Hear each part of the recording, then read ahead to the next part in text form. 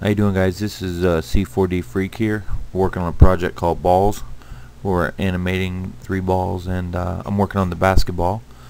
And basically the basketball is going to be a constant bounce cycle, like an invisible hand is just bouncing the ball. So there's no need for it to fade off. Well, there was a guy on the forums that said he didn't know how to do that, so maybe there's some other people who don't really understand about bounce cycles. A little different than a walk cycle. It's a lot easier, actually. But before we get started on that, I want to talk a little bit about the coordinates manager in relationship to axis. If you look on the screen, you'll see a little axis model of X, Y, and Z. It's set up into the exact relationship of the little marker that you use as a reference for C4d. Now we'll go over to the coordinates manager, and if you look at it, you'll have P, S as in Sam, and R as in Romeo, and this is position, scale, and rotation. Now if you look at the position, it's X, Y, and Z. This is where you do your keyframing for, say, your vertical. On the Y, you want to go up and down, so you'll be keyframing here.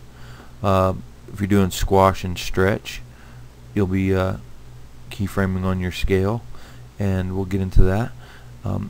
Now the rotation is a little different. It's not set up X, Y, and Z. The way it works is it's as heading, pitch, and bank. Okay, and if you look at it, it's kind of a little different than what you'd expect, but I'll show you how it works. Is that if you go into the heading, it'll rotate around the Y axis. Okay, and the pitch will rotate around the X. Okay, and if you look at the bank, it will rotate around the Z. Okay, so that seems pretty straightforward.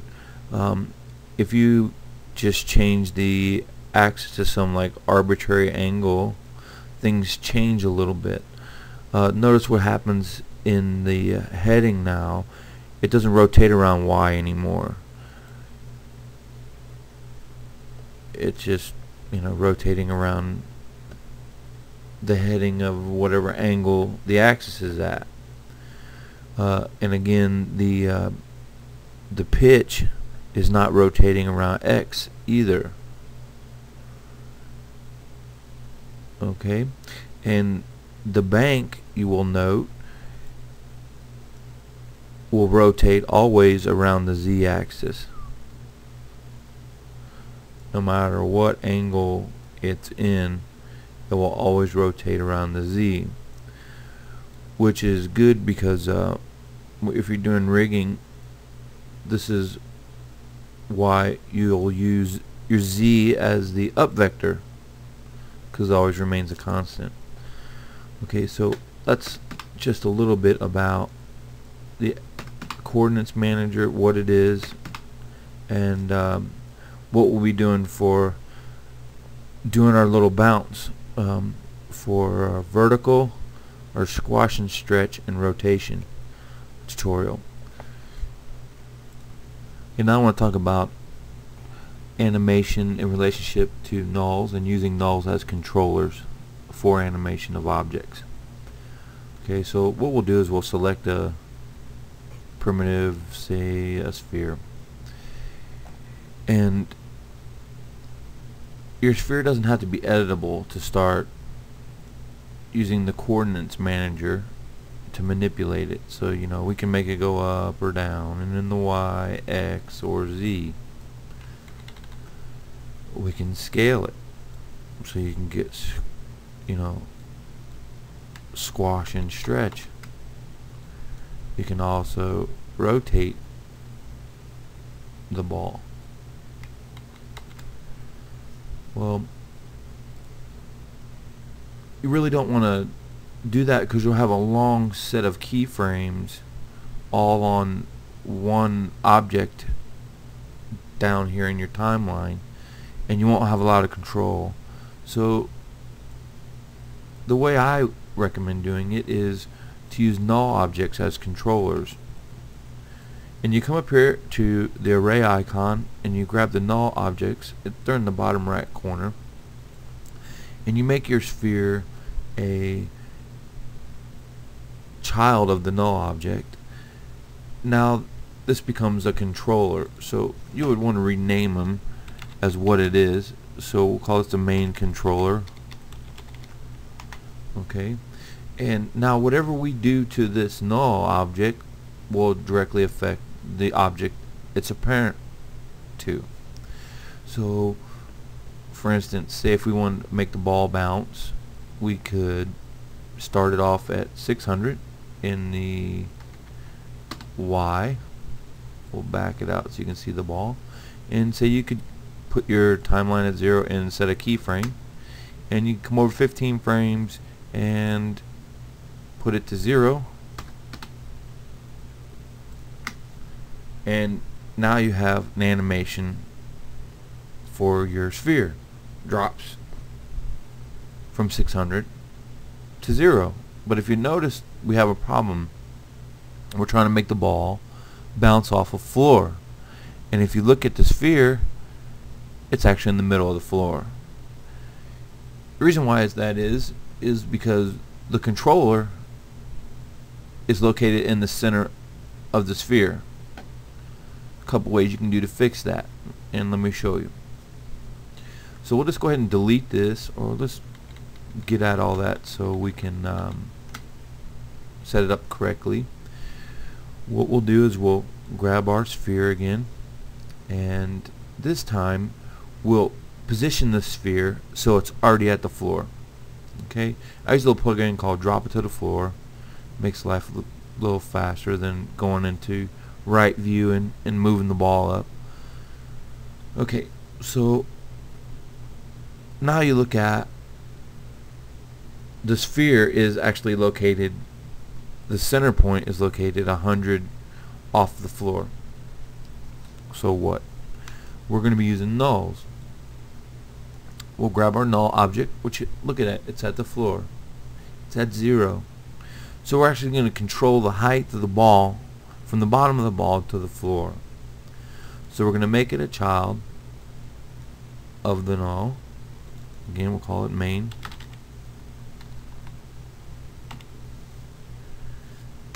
Okay, and now we'll select it and we'll go to 600, put our time frame at 0 on the timeline, and we'll go to 600 and we'll push enter. The ball will go up. We'll set a keyframe. We'll go over, say, 15 frames. We'll bring it to 0. We'll set another keyframe, and to set a keyframe you control click in the little sphere. Now if we back up our animation, you'll see that it falls. Got a lot of problems still yet to address. First of all, there's easing involved, so you have to go into your curves and not let it be a I'll show you how to get rid of that. Okay, so we're going to position. Let's move this up so we can take a peek at it. We're going to position Y. We'll see we got some keyframes here. Okay, now there's several modes. This is keyframes, and then you have curves. So we select our Y, and we can't view it, so we'll do frame all. Now you can see at frame 15 there's the key, and there's the height at 600 where we start off. There's the key. Alright, well, as you noticed, it's a curve. We want it to be a direct line. Okay, so what we'll do is we'll select both of them, and we want to make it key linear. Okay, now the ball won't ease in and ease out, it will just drop to the floor. So we'll pull this out and we'll zoom in and we'll watch what the difference is. So we'll back our animation up. Boom. It doesn't ease in or it doesn't ease out. Okay, now the next thing you want to think about is what happens with the ball. Does it just go back up? Should I go to 30 and make it 600 again? Since we're just going to be doing a dribble of a hand. Okay, now we've got this set up. We'll down, back. So where do we go now? Go 15 more frames, go to 45, and go to 0. And we'll do another keyframe. Okay, so now, what do we have here? We got this ball, bounce. That doesn't look right. And the reason why it doesn't look right is the ball just doesn't bounce. It has some deformation. There's a certain amount of time that it is at the floor. And when we come back, I'm going to do a little bit more on adding several null controllers, and we'll keyframe and animate position for height, squash and stretch, and rotation. Okay, I brought a basketball into the scene, the one that I modeled for our Balls movie, and what I'm going to do is explain keyframing a bounce cycle. There's easy ways to do it. I'm going to do it the long way so you can understand about keyframing and some of the things to consider when keyframing something like a bounce. Basically, we'll start with our basketball. If you notice, it's halfway through the ground plane, so I'm going to go ahead and bring that up to the floor, and then we're going to add a null. It'll be our main controller. Okay, and we'll make the basketball a child of that null. We'll select the null. Notice the null's at the floor and not at the center of the basketball. Okay, so we'll start at 0, and we'll go in the Y, and we'll go up to, say, 600, and we'll put a keyframe in. Okay, this is where our ball is going to start. It'll start like it's going to drop out of somebody's hand and fall. Okay, and basically with anything in physics, I should say, with gravity involved, however many frames it takes it to go down or up have to be equal. So if it takes 13 frames to go up, it'll take 13 frames to go down. So we're going to make this animation 86 frames because that's how the math worked out on it, and we'll loop it off that. And the reason why I'm not just doing a one bounce cycle and looping it is because when we add rotation in, I want to be able to randomize, if it rotates a little to the left or a little bit to the right based on a dribble, kind of a random thing instead of just a up down ball maintaining a certain loop. So we're going to do we're going to do about 4 or 5 ups, so we can add another controller for rotation to move the ball a little bit left, a little bit right, so it doesn't stay in a stationary position going up and down. Okay, so now we've got our first keyframe in, and if you notice down in the animation layout in the keyframes, if you go to position Y, you'll see it generated some keyframes. Okay, so now you can either work down here or up here in the timeline. It doesn't matter.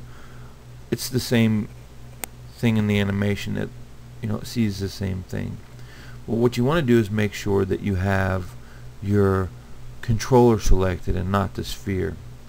So now if we look at our scene, you'll notice the ball is up 600 600. It's pretty small. I'm trying to make it this tutorial be able to see on people's small laptops. I got a huge monitor, so if I recorded it in a 32-inch monitor, it wouldn't fit on your laptop. So I've got everything squeezed down to 800 by 600. That's why I'm having to move things around a bit, so bear with me. Okay, so we have our we're going to move over from 0 to 15, and we're going to bring the ball down to 0. Okay, so making sure we're on 15, we'll go into the coordinates manager on Y, and we'll bring the ball down to 0. Now the ball is at the floor, and we'll enter a keyframe. Notice there's a keyframe generated down here on Y. So what we want to do is we want the ball to remain on the floor for 2 frames, because the ball doesn't just jump up, it compresses a little bit and bounces back up. So we're going to leave it on the floor for 2 frames. So we'll go to 17. You can go ahead and just control click and keyframe in the coordinates manager under position Y, or you can control drag, deselect everything, just select that one keyframe and control click and drag it over. Now what we've done is we just duplicated that same keyframe down in the timeline. Okay, so now what we want to do is go over to 30.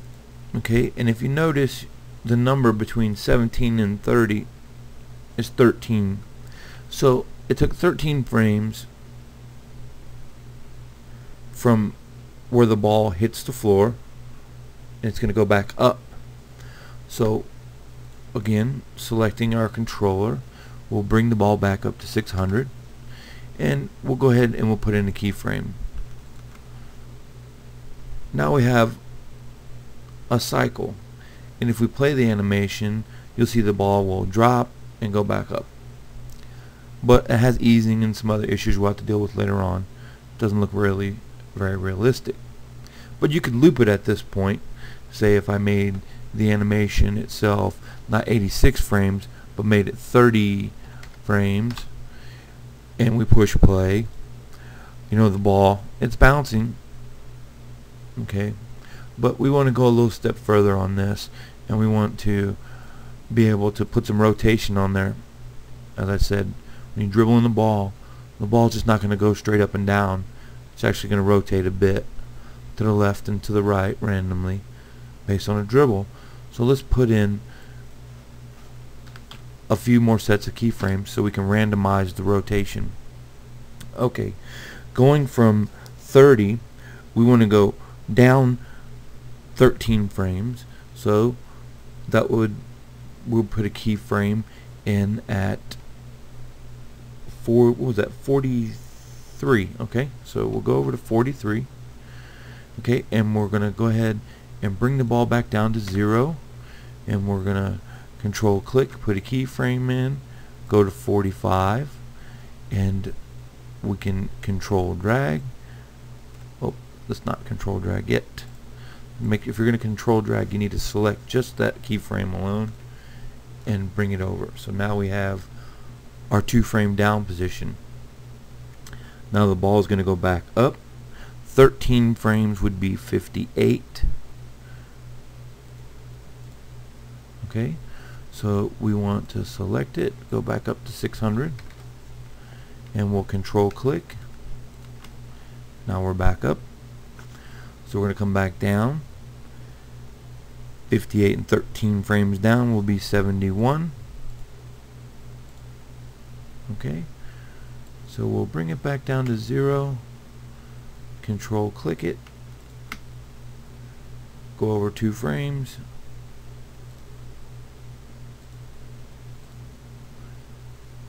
we'll select just this keyframe, control click and drag over. Now our last frame, which would be 86, we'll in our controller bring it back up, and we'll go to 600. Control click. Now we have an 86 frame cycle that we can add more controllers for squash and stretch and rotation. Okay, and it won't just look like some just up and down stuff. Right now it doesn't look really realistic. We'll play the animation, and as you can see, it's easing in and easing out. So I'm going to end this part on our mountain cycle, and when we come back we'll go through adding adjusting the F curves and adding in squash and stretch and rotation. Okay, now that we've got the bounce cycle going, what we should have done in the beginning was add in all of our controllers at the start, but since we didn't, we just have to make a couple adjustments. We need to make sure that these nulls are in the same position as the main. Now, the rotation, we're going to move the null to the center of the ball, but we can do that later. If we were to just add a null and control drag for a second null, and if we started making these a child of the main, what would happen is this null, which is our squash and stretch, is located here. It needs to be here. So what we're going to do is we're going to bring the animation over to 15 where the ball is actually at the ground on this keyframe, and now we'll bring in our two nulls, our new controllers, and we'll make the basketball a child of all three. Now this one will be squash and stretch, and this one will be rotation.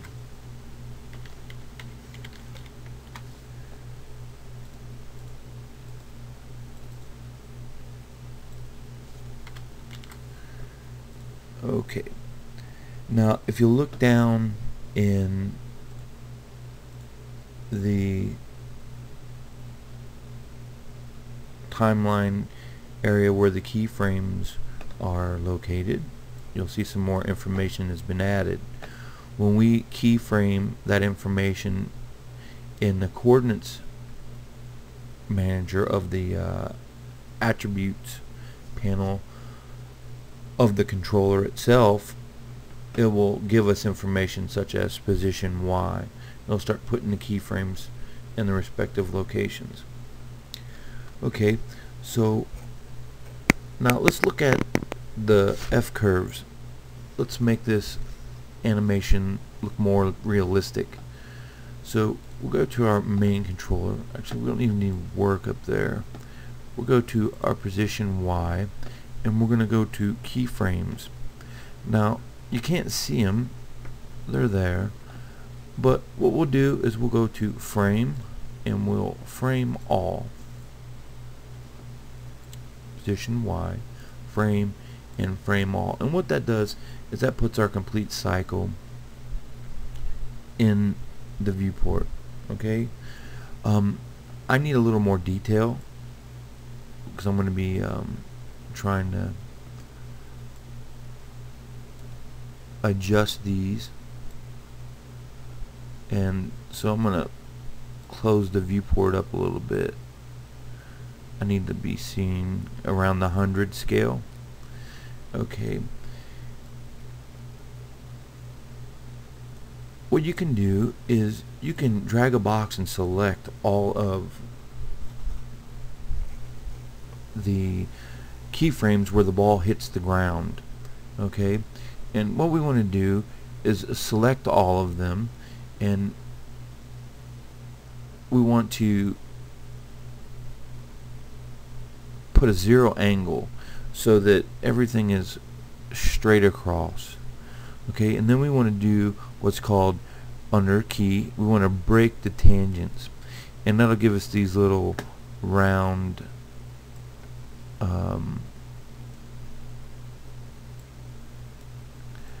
handles instead of those triangle ones.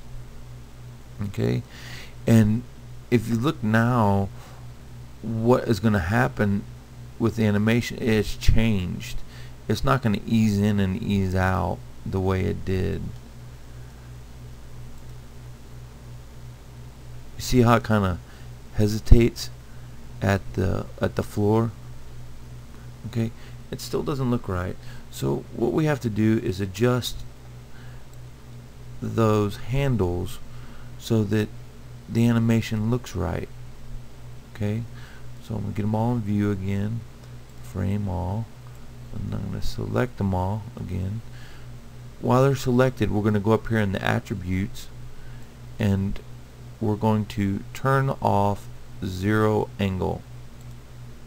Okay, and what that did is that left all of the center handles in, but it will let us grab the outer handles and bring them up and change the curve so it looks more realistic. Okay, well, it didn't leave them on the ground here. Whoa. Okay, we want them to be like this, but we want to be able to adjust just this handle. And it's really hard to work on this small space, so I might have to do them individually and just do one and show you.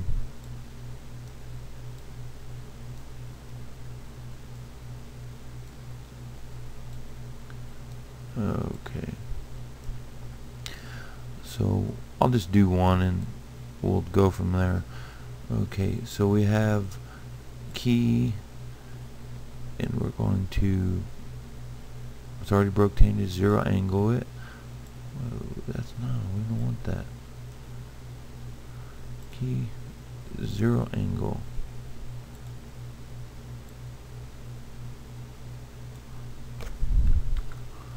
Let me go open the attributes. Okay, we've got break tangents, and I want to get rid of the zero angle, and it's supposed to leave this handle square on the ground like this. Well, that's where we want it. I'll just put it there. I don't know why it's not doing it. I should be able to do all keyframes and break tangents and zero angle them. Anyways, I want to bring this curve up to about 100. Okay, and we'll grab this one and we'll bring it up. Oh, it's still on zero angle. There's two ways you can get off zero angle. You can go key, zero angle, and see, that one left it. So we'll bring this up to 100. We'll move over to the next ones and we'll select it, and we'll key, zero angle, bring this one back up to where it's supposed to be, and we'll bring this up to about 100. Select this keyframe, key, zero angle. I'm sure all you gurus out there are having some pain going, what's he trying to show us here? I'm going to lay this back just a little bit. Okay, we'll move to the next set. See if I can get it to work on two. Key. When it's round, the tangents are broken because there'd normally be triangles, but the zero angle, you see what happens to these handles? They're supposed to remain. So I'll just Control Z that and just select the one and key, zero angle. I'll just drag this sucker up there and put it square.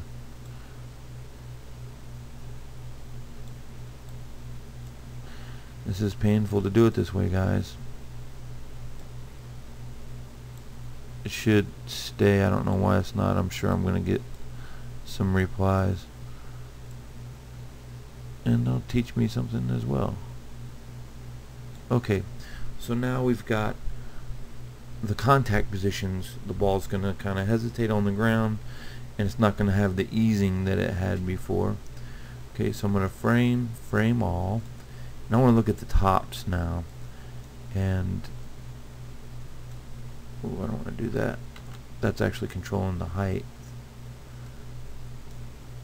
What I want to do is grab all of these, and I want to break tangents on those. Okay, so we'll key, break tangents, and I want to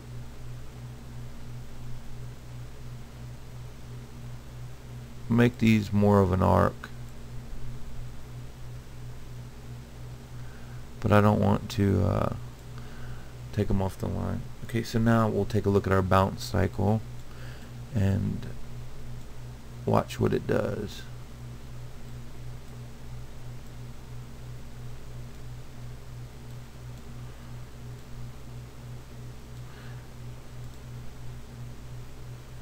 Okay, now we've got our keyframes squared away.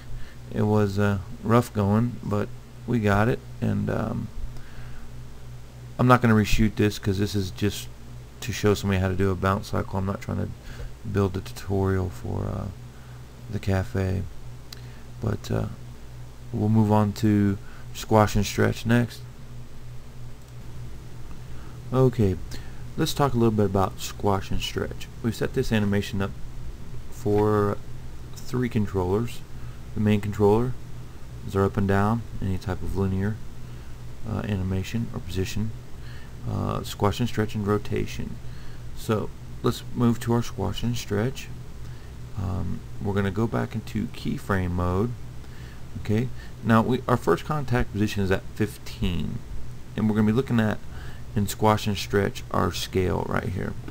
And we're going to do things a little different than before because we're going to be recording a keyframe instead of control clicking and creating a keyframe. Or you can also animation add keyframe, right click and do that as well. So what we're going to do is we're going to turn off the perimeter, we're going to turn off the rotation, and we're going to turn off position, and we're only going to record the information for scale. Okay, here's our record keyframe. So we'll, with our squash and stretch selected, and you need to make sure this information is being displayed. We need to go to, let's see here, frame all. This will put all of our keyframes into view. Go to 15, and we're going to record a key as everything as scale 1. This is our contact position of the ball. So we'll record it at 1. We'll move to 17, which is 2 frames on the ground, and we're going to put in just a slight deformation, 1.1, say 0.9, and 1.1. Okay, so we're going to again record a frame. Now we're going to go to frame 18. Notice the ball's coming up and it's deformed. We want to put it all back to 1, 1, and 1, and again we'll record a frame. Now we've generated all of our keys for our squash and stretch, and you'll notice there's some scale information that's on the axis X, Y, and Z where we scaled the ball, and those were all the keys that were generated. We don't need to see all of those. All we need is these squash and stretch keys. Now we don't have to go in and do that for each one. What we can do is we can control drag these over to our other contact positions. Now we've got all of our squash and stretch in, and now we'll look at the ball hitting the ground. We'll bring it to 0, play, and there's the ball.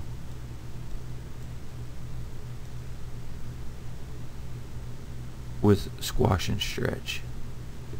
Now we'll talk about rotation in just a minute. Okay, now we're going to talk about the rotation controller. Rotation controller can handle like many rotations. Just say you throw the ball will and hits the ground, it's going to bounce, bounce, bounce, and it's going to get slower and slower, and the height will get lower and lower on each bounce, and the ball will rotate only in one direction based on the first contact.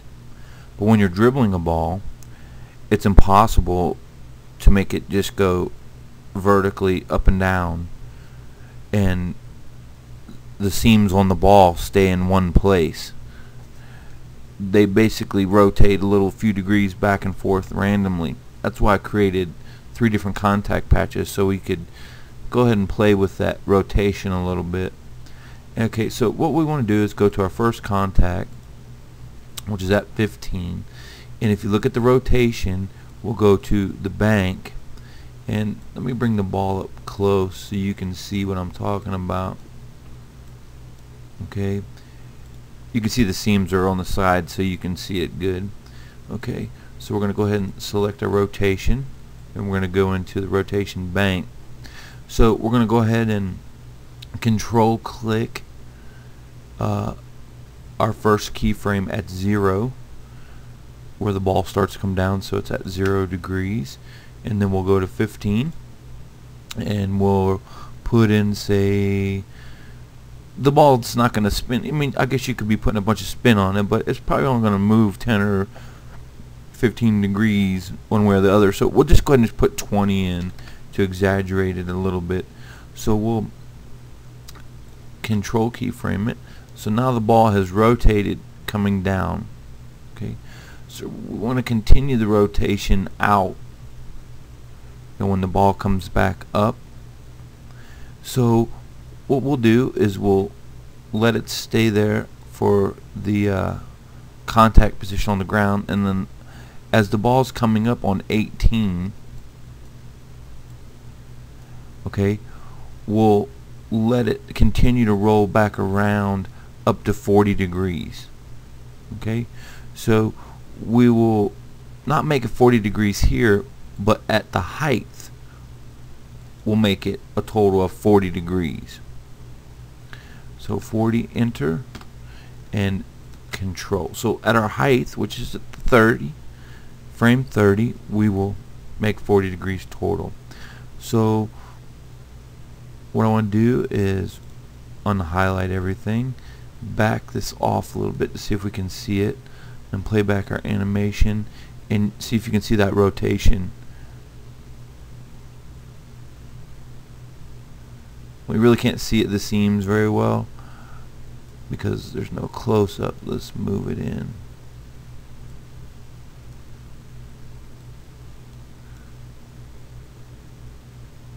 Okay, you can see it moving a little bit, but only on the first one because we only did the first frame. So we'll pause it, move our animation back. So basically we're at 40, and we can go back from 40 to 20 to 0. Just go in reverse. Okay, so we'll move over to the next contact position. So let's say the ball came back up, hit his hand, and went back the other way. So instead of 40 degrees, let's keyframe in at 20 degrees here. 20 degrees. Control click it. Okay, so now the ball has come back down from 30 to 43 in opposite 20 degrees. We'll let it remain that way up to the height of 60, which will bring it back to 0. When I say frame 58, 58 is the frame where it's at the apex. So we'll put it at 0 and we'll keyframe it. And like I said, this is really subtle stuff. And then, you know, again, we could do it again on 70, go back in and put it, say, at 10 degrees. But I think you get the idea of what I'm talking about. So let's take a peek. We'll start our animation again.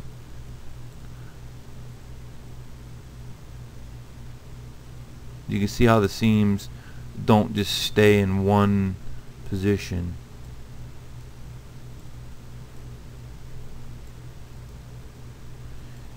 It looks kind of like almost a real dribble where the seams move a little bit when somebody's actually has their hand on the ball.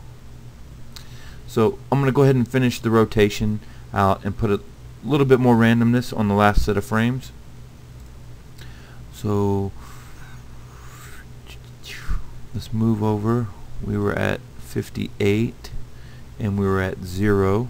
So we'll go to the next contact position where the ball has come down. It was at 0, and we will make it,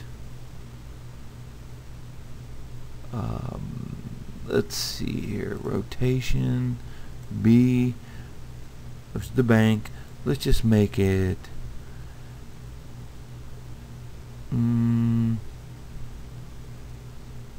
12 degrees. Heck, let's just cut it in half, 10.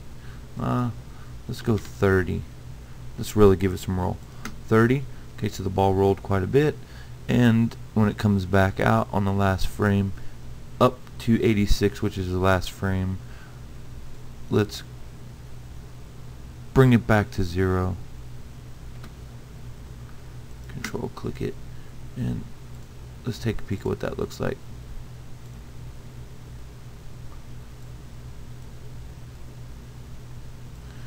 Really can't see it until it's like rendered up close.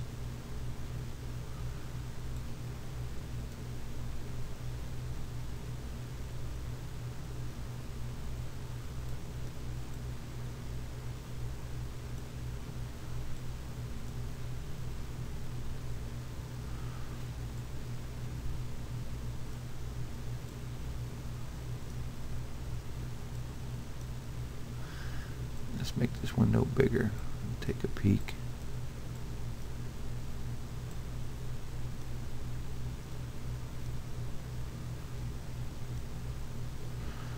So there you have it.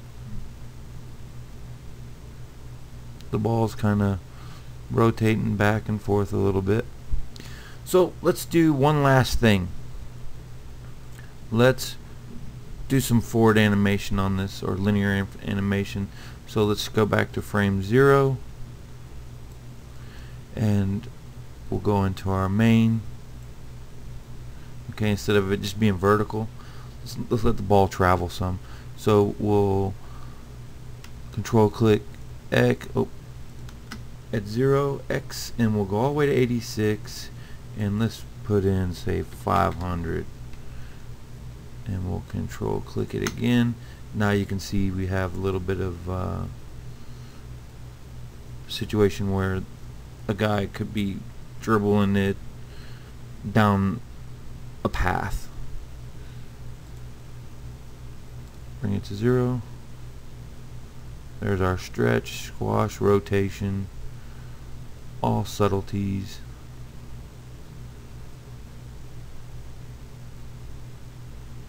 And you know, you can tweak it however you want, move keyframes around, add different rotations, whatever you want. So that's the end of my tutorial on bounce cycles, rotations, linear animation, and using nulls as controllers for objects. I hope you learned something. I did, teaching it, so talk to you later. One thing to add on the rotation that I forgot, if we go into F curves and we go into the hierarchy of squash and stretch scale, rotation B, okay, let's see here, frame all, let's change the way, instead of it easing and being lazy, I'm going to select each one of these. I don't want to do that. Hold the shift key and select each one of your keys.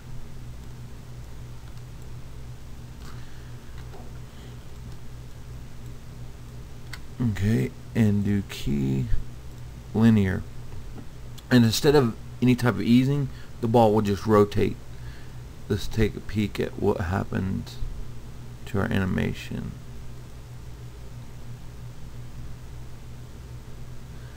Almost looks like somebody's hands up there on the top of it when it's at the apex. Looks like somebody's touching it. And again, it's to your taste, whatever you want, but I wanted to throw that in there about changing the curves on the F curves from either, you know, stepped, linear, so, you know, whatever, play with that, end up with what you like, whatever your project requires. That's something to consider if you're doing a roll. like throw the ball across the room, you definitely want to make it a linear curve, because the ball will be easing and easing out on the rotation. So that's the reason I showed you that. Kind of made this animation look a little weird, but I explained to you why you would need to adjust that curve to linear. And again, that's the end of this tutorial.